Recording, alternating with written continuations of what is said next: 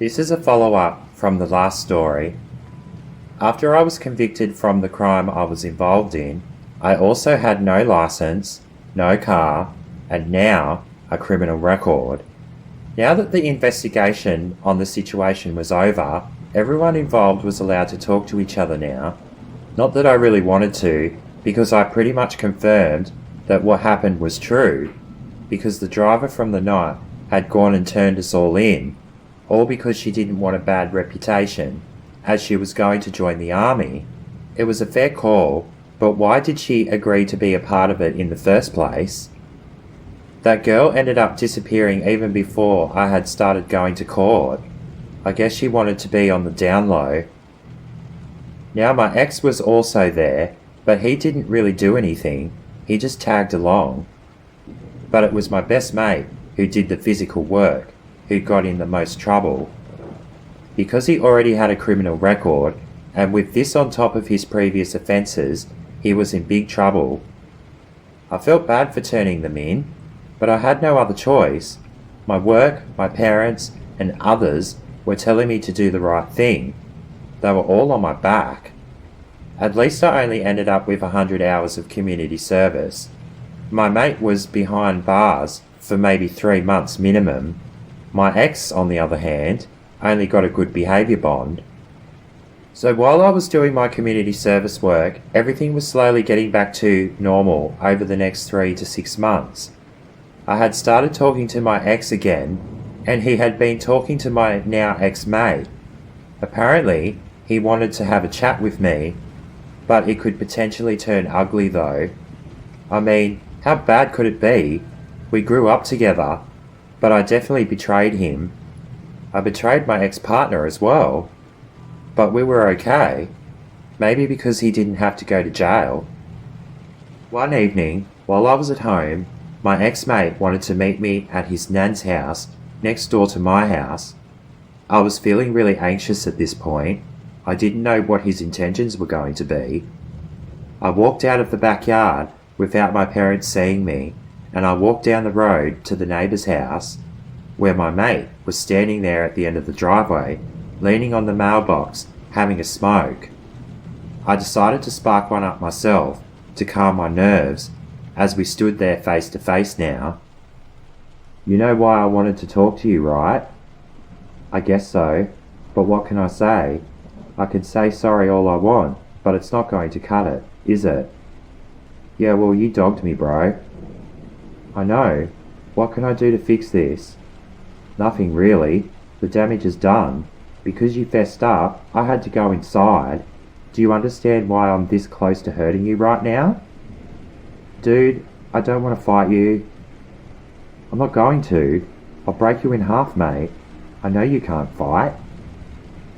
Look, I'm sorry, man. I didn't want any of this to happen. Well, it didn't have to. You could have stuck with the story. They were sus on it from the word go, because you let the keys go with the car. I don't think it was going to work in our favour anyway. My mate agreed to disagree, but at least we were civil for now. He informed me that our friendship wouldn't be the same again, because he had no trust in me. I didn't blame him, but I hoped in the near future that we would be mates again.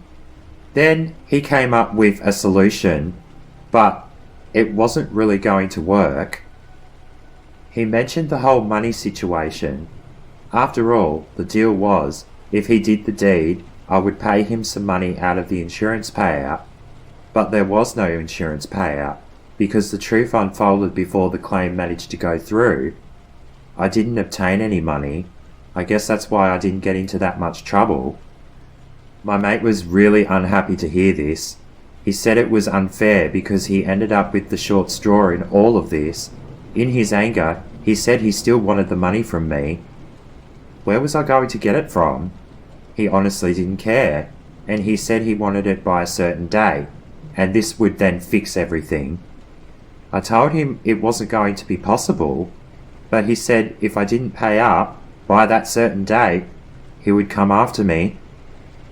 He obviously believed not enough justice was brought onto me, and too much justice was brought onto him. The conversation was now exhausted, and he turned and walked back inside. I walked back home and went and told my parents what had just happened. They both got really angry at me for speaking to him in the first place. My dad rang the police and asked them if there was anything they could do. There really wasn't, as this was now a domestic dispute. If anything was to happen, then it could be reported, but in the meantime, I just had to stay away from him. A week later, I started getting text messages from him reminding me about the money I owe him, and the date was drawing very close. I told my dad, and he said just to ignore it. Later on, he then started calling me, but I never answered any of his calls. Then, I look out the window to see him walking up the driveway. My dad was just outside and seen him waltz into the backyard. My dad then approaches him. "What are you doing here, mate? You know you can't be here. Your son owes me money from what I did with his car." "Since when?" "He didn't get a payout, so he won't be paying you anything, mate." "I don't care. A promise is a promise. This is the only way he can fix all of this." I don't know what was said after that, but my dad said something to him that made my ex-mate leave pretty much immediately. I never seen any more of my ex-mate after that, but I had heard rumours along the grapevine that he was going to come for me eventually. But nothing ever happened.